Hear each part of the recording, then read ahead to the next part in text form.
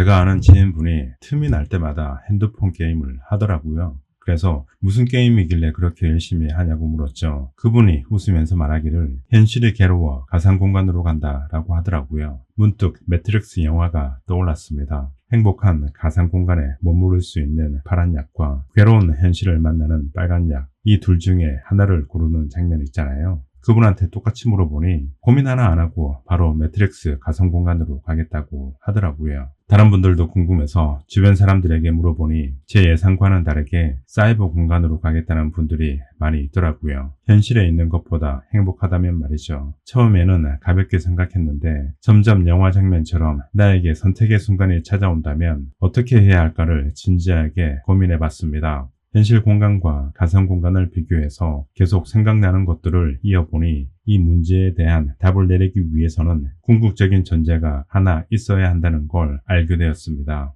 바로 나는 무엇인가 라는 건데요. 나는 생각한다. 그러므로 나는 존재한다는 데카르트의 말처럼 사유의 주체인 나라는 존재라는 기본 명제가 있어야지 내가 왜 괴로움을 느끼는지, 그리고 내가 바라보고 또 인식하는 현실 공간도 제대로 알 수 있으니까요. 그래서 이런 나라는 존재부터 명확히 알아야 하는데요. 사실 너 자신을 알라고 말한 소크라테스도 제자의 물음에 나도 나 자신을 모른다 라고 할 만큼 나를 아는 것은 쉽지 않습니다. 철학적인 이야기를 계속 하고 싶은 건 아니고요. 결론만 말씀드리면 나라고 정의 내릴 수 있는 것은 내가 인식하는 모든 것이 나라는 겁니다. 시크릿을 깨닫다라는 책 내용을 빌려보면 우리가 바라볼 수 있는 눈을 예로 드는데요. 눈은 대상이라고 하는 모든 것을 바라볼 수 있지만 유일하게 못 보는 것이 있는데요. 그건 바로 그 눈이라는 겁니다. 주체는 자신을 볼 수 없는 것입니다. 눈은 대상이 아니니까요. 그래서 나라는 존재도 주체이므로 다른 대상을 인식할 수는 있지만 주체인 나 자신을 인식할 수 없는 것입니다. 우리 몸도 나와 동일하다고 말할 수 없는 것이 몸이라고 인식되는 대상이 되기 때문입니다. 결국 나라고 말할 수 있는 나의 존재는 내가 바라보고 인식하는 모든 것에 있다라는 겁니다.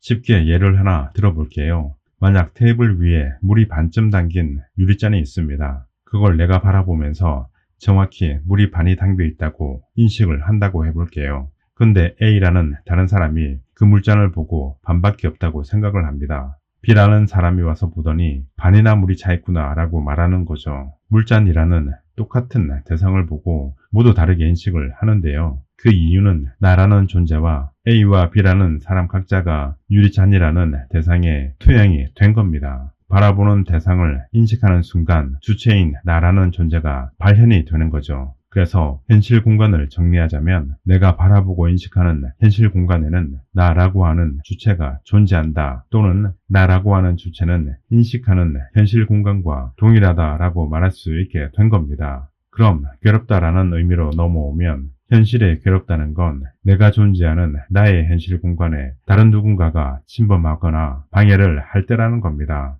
내가 가만히 있는데 옆에서 누가 뭘 하라고 뭐라 하면 짜증나고 싫잖아요. 앞에 말한 물잔을 갖고 이야기를 더 해보자면 유리잔을 내가 테이블 왼쪽에 갖다 놓고 싶어서 그래서 왼쪽으로 옮겼더니 A라는 사람이 싫은 표정으로 오른쪽에다 가져다 놓는 겁니다. A라는 사람이 나보다 힘이 세서 아무런 말도 못하는 거죠. 그럼 내가 바라보는 내가 투영된 현실은 내가 아닌 A라는 다른 사람으로부터 방해를 받게 된 겁니다. 좀 더 확실히 와닿게 하나를 더 추가해 볼게요. 이제는 A라는 사람이 나보고 다른 테이블로 가라고 합니다. 저는 지금 앉아있는 이곳에 있고 싶은데 A가 힘으로 나를 옆 테이블로 옮겨버렸습니다. 이런 경우는 내가 바라보는 현실이 완전히 침범을 받게 된 겁니다. 여러 명이 함께 있는 같은 공간이지만 A가 가장 힘이 세서 A가 바라보는 현실 공간이 되어버린 거죠. 다시 말해서 A가 만든 현실 공간 안에는 나라는 존재는 지나가는 행인 1과 같은 대상이 되어버린 겁니다.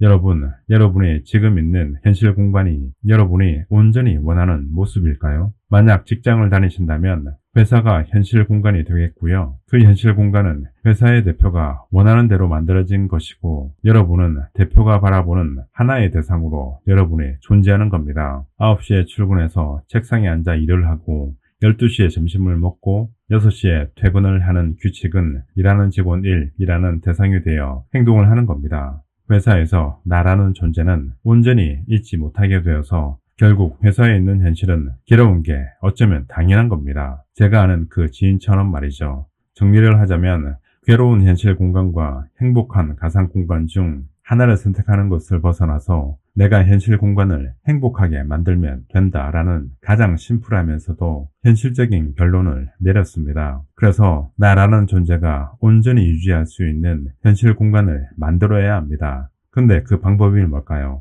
내가 존재할 수 있는 내가 원하는 현실 공간을 만들려면 어떻게 해야 할까요?